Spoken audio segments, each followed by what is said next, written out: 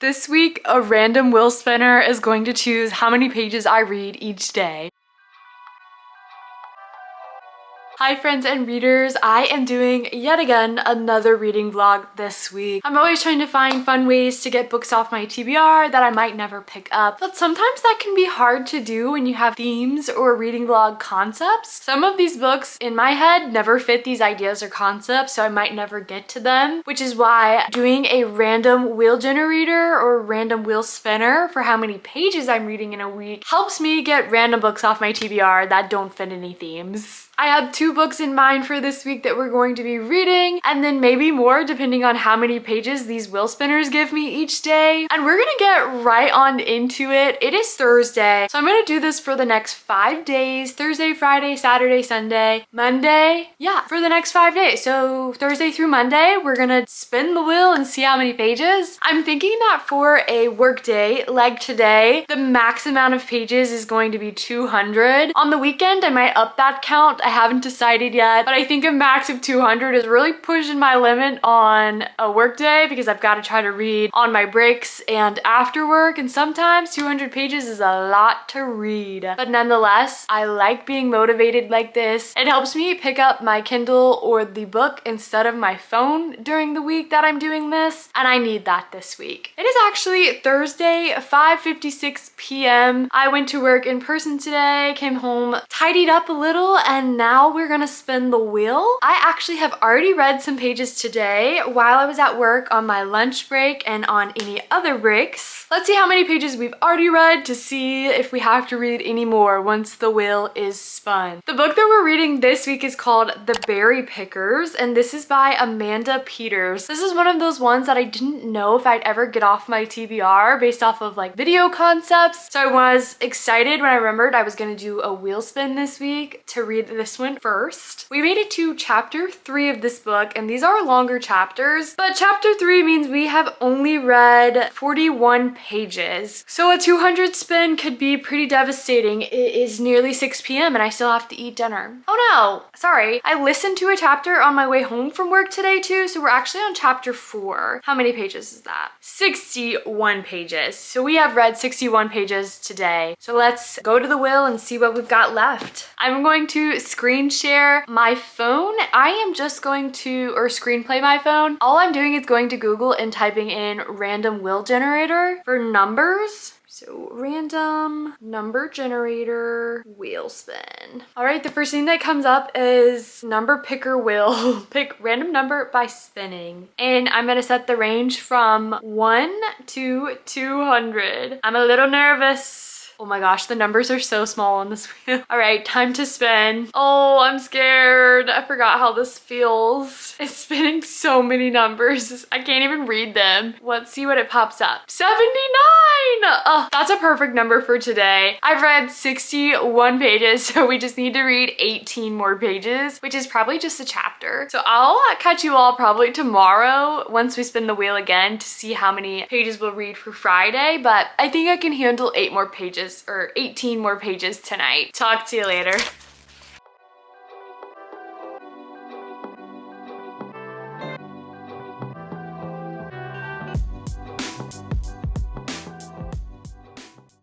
We have made it to Friday, and I am happy to say we are now 1 for 5 on reading the amount of pages that a random wheel spinner gave us each day. Yesterday I was supposed to read 79 pages, and I read exactly 79 pages of The Berry Pickers. The chapter just happened to end on page 79, and that is so cathartic and beautiful. I love that for me and for the page count. I ended up not reading any more after I finished that chapter last night. It just felt right to stop there and have fresh new chapter to start on for today. It is Friday, it is 12:04. I'm on my lunch break. I'm working from home today, and I have not read anything today so far. So we are going to spin the wheel yet again. Because it is a work day and a Friday, we're gonna keep it at the max amount of pages being 200 today. I do typically try to clean my house and do some laundry on Fridays, so I usually have some time to listen to an audiobook during that time. So honestly, a 200 page count wouldn't upset me on this day. I'm going to screen record on my phone, and then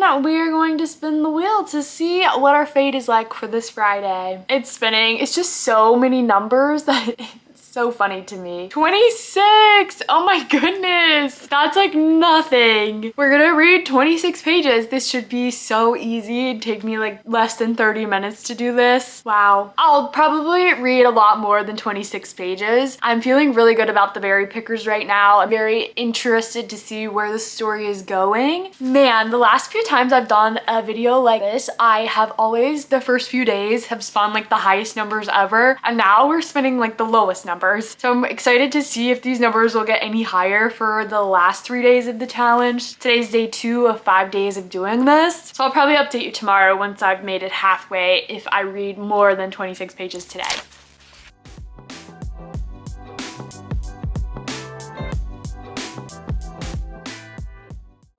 Good morning. It is 8:26 a.m. on Saturday. So we're updating you about Friday. I was tasked with reading 26 pages, like nothing. And I did do some cleaning around the house, so I was listening on Spotify Premium hours. That knocked out the amount of pages in like 10 minutes. It was so quick. I don't even think I filmed that many clips except for while I was doing laundry. And then last night I read one more chapter before falling asleep, and those chapters are pretty long. So I ended on page 155 in the book. Doing some math from the day before, we read 75 pages last night, which honestly is not a ton because I thought I was going to read a lot more. So the past 2 days we have succeeded in the challenge so far, but honestly I haven't read a ton. So before we spin our wheel to see how much we're gonna read today, which is Saturday, I want to talk a little bit about the book that we're reading. I made it to chapter 9, page 155, which is exactly 50% of the way through The Berry Pickers by Amanda Peters. This is the first book that I'll have read by Amanda Peters. If you look on Goodreads, this has a 4.08 rating out of 330,000 ratings,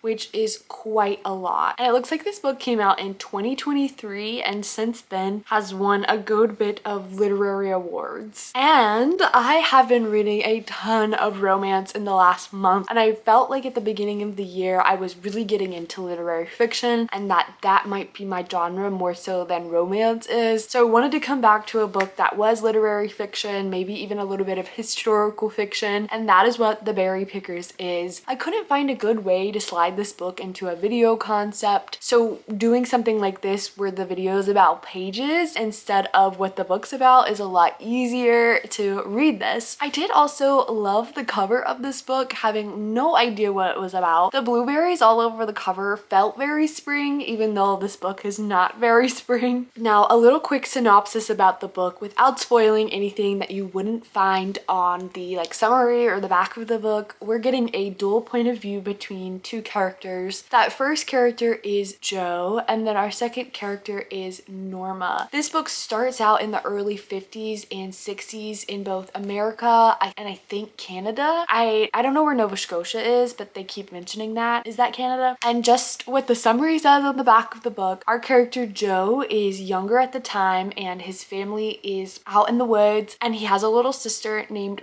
Ruthie. He is watching Ruthie doing what she does, hanging out on her favorite spot, which is this big massive rock, and then suddenly looks over and Ruthie is no longer there. And he is trying to figure out what happened to Ruthie, goes back to tell his family, and they go on a really long search for Ruthie. So our character Jo is living with a ton of guilt, and we are following him across the years, starting from the 50s all the way up until I think right now we're in the 80s. And then we follow this character Norma. Norma's point of view starts when she's really young, and she is confused because she has these parents, and over time she starts to pick up on things but never quite puts them together. Like all of her baby pictures were burnt in a fire when she was little, so she has has no baby pictures from 5 and under. Her skin is a little bit darker than her parents' skin, and they just write this off as a relative who is Italian. They never want her to go outside or make friends, and she's constantly staying inside the house, things of that nature. And that's all I'll say about our 2 point of views. I will say that there are definitely some trigger warnings that you may want to pay attention to before reading this book, and it does dive into a lot of prejudices that you see in America in the early 50s and 60s, and even those same prejudices we're seeing now. History always repeats itself. It does feel like such great writing and is very descriptive. At points when I was listening, I'd hear a sentence, I was like, oh man, I wish I was on my Kindle right now. I would highlight that. That was very powerful. So very powerful quotes so far, and it's very character driven. And all I can say is that while I was reading it, I just was like, oh, the irony between these 2 point of views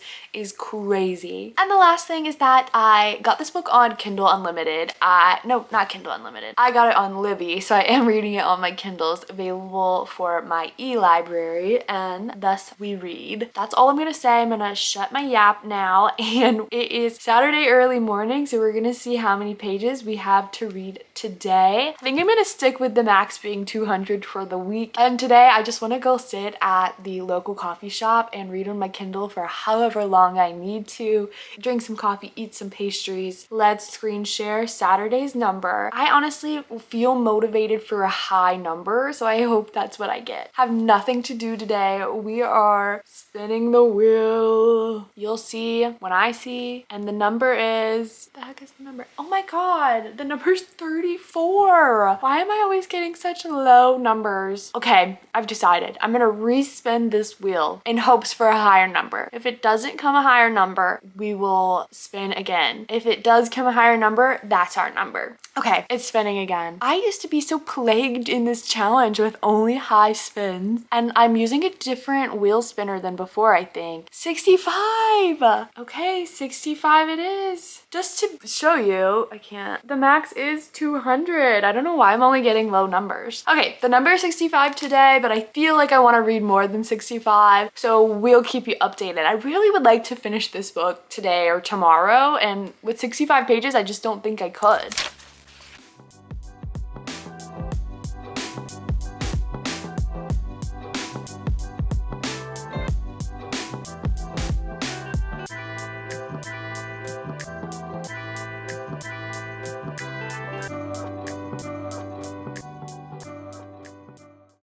We've made it to Sunday, which means we completed Saturday's reading challenge. I had to read a total of 65 pages yesterday, which felt like nothing on a weekend, and I ended up reading a total of 149. So the most pages that I've read so far in this reading vlog. I finished The Berry Pickers by our author Amanda Peters. I was reading at the coffee shop, and by the time I checked to see how much I was reading, on my Kindle I had taken away the page count and the percentage. Sometimes I'll read more without seeing what page I'm at or what percent I'm at. I finally turned it on after an hour or so of reading at the coffee shop yesterday, and I was 85% of the way through the book. So I just came home, read on the patio with the cats, and finished. I'm gonna rate it a 4-star or a 4.25 star. I had a really good time reading it, and it solidifies what I've been feeling about literary fiction or historical fiction, that I really like to pick that up, especially when I had just read romance for the last month, and I got really emotional at the end of the story in the last few chapters. I haven't felt myself get that emotional where I could feel like I was tearing up with a story or a book in a while. So it was nice to sort of feel like I was so invested in these characters' lives and what their story was going to end up like at the end. And I learned with these literary fiction or historical fiction stories that not all happy endings are happy for every character or even for you. And I have found that in some fictional stories, I don't feel happy at the end, but I still give them a really good rating because of how good the writing was and that was the story that needed to be told. And I would definitely recommend this if you like literary fiction, if you like character-driven stories. I had a great time and I would recommend it to you. Which now means that we are just going to spin the wheel for the amount of pages we're doing for Sunday. So far, we are 3 out of 3. Let's see if we can go 4 out of 4. I'm gonna screen share my phone. And again, it's Sunday. I don't have a ton to do today. We're just relaxing around the house. I've already gone grocery shopping. It's like 12 o'clock almost. So a high number honestly wouldn't be bad. All right, it's spinning. We'll see, we'll see. Will it finally spin a high number or will it not again? 22. This is getting crazy. I swear. All right, we're gonna do what we did yesterday. It is up to 200, so I don't know why I keep getting low numbers. I'm gonna spin it again. If it's higher, we'll keep that higher number. If it's lower, we'll spin again. This has been funny. I guess next time I do this, I probably will use a different way to pick the amount of pages. This wheel spinner hasn't been that random. Okay, this is a better number. We got 109 this time, and I feel good about that number. We're gonna go start our next book and try to read 109 pages, and I'll update you tomorrow about it.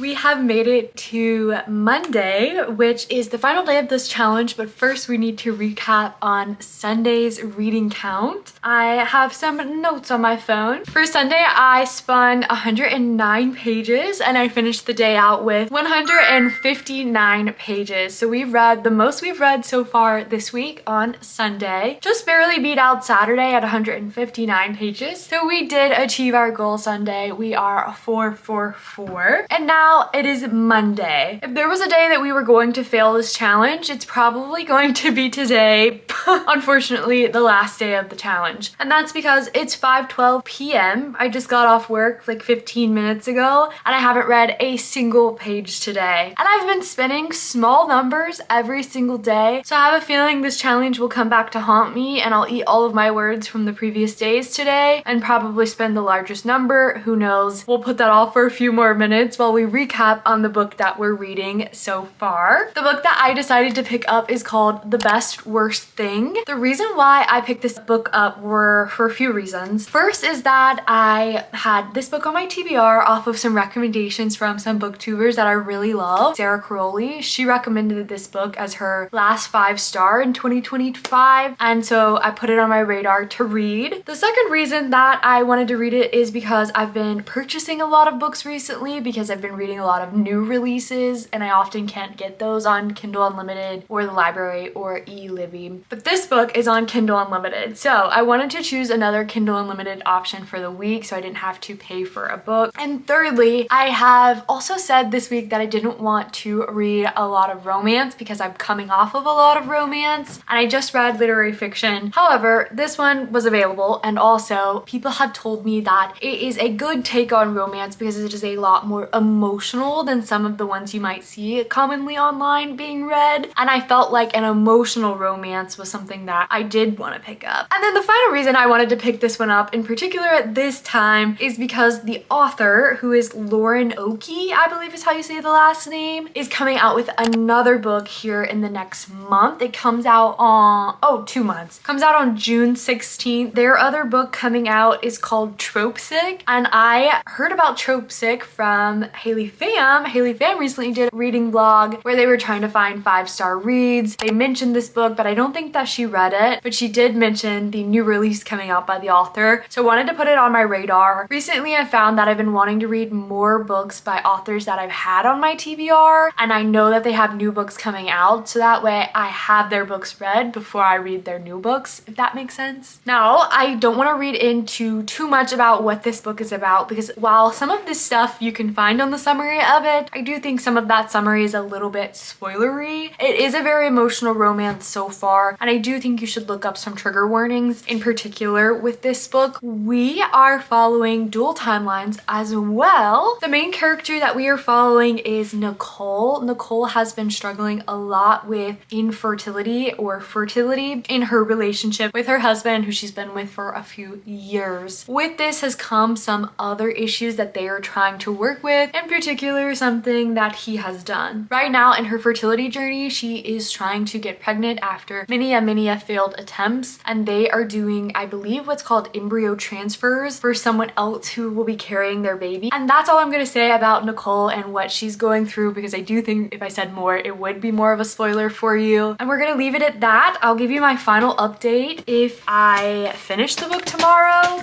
but I may not, depending on how many pages we read. I've read 159 pages of this book, which is 40% of the way through. So unless I spend 200 pages, I probably won't finish this book, because I do think that there's no way I'll finish this book. I think the book's over 400 pages, so I couldn't finish it unless I read more than what I needed to, which I doubt I will tonight. To the wheel spinner we go. For the fifth and final time this week, I am screen recording. Just so you can believe me, the max amount is set to 200 and the minimum is 100, or excuse me, 1. I guess I could have made the minimum more than 1. That way I would have prevented some of those small numbers before. You live and you learn. And we are spinning. For the first time in this challenge, in the last day, I'm wishing for a small number. I don't think I can handle a big number tonight. And of course, we spun 142. I'm gonna stop talking and get reading.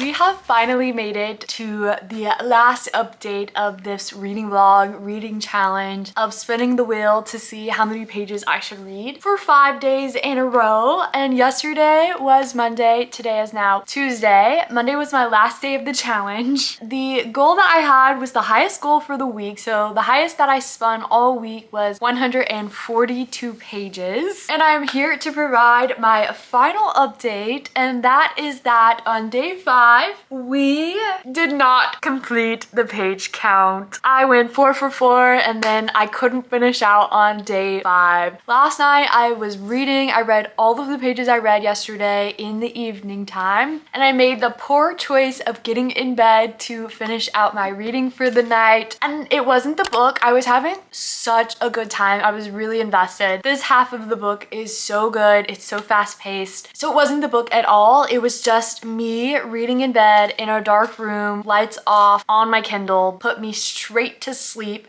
I kept falling asleep in the last chapter and I was like, man, I feel like I'm so close to being at the page count because I disappeared how many pages I was at. I didn't want to know. I just wanted to keep reading based off how I was feeling. And I felt like I was really close, but I just fell asleep, finished the chapter, and I got up this morning to see what we were at. And out of 142 pages, I read 132 pages. So we were 10 pages shy of being 5 for 5 this week, but I'm not even mad. I had a great time reading this book. So the last update on The Best Worst Thing by Lauren Oakey. We made it to chapter 49, which is 72% of the way through the book. So probably less than 30% to go. I'll probably finish this up tonight and tomorrow while I edit this reading vlog and to put myself to asleep again, apparently. And what I just have to say is that the banter is just so good between our two characters that we're following in this book. I love the banter. I love the jokes. I think I like it so much because I see a little bit of my boyfriend and I in these two characters. We've been together for, geez, almost 7 years now. And so these characters feel like they've just known each other forever. And all of their jokes between each other and the lightheartedness is just really fun to read about. Makes me giggle. I do think that this book is going to end up being a very high rating for me. Probably a 4, 4.5, or 5 star, I guess, depending on how it ends. I'm not sure just yet. So let me know if there are any fun ways out there to do page counts like this in a reading vlog. I've done the dice spin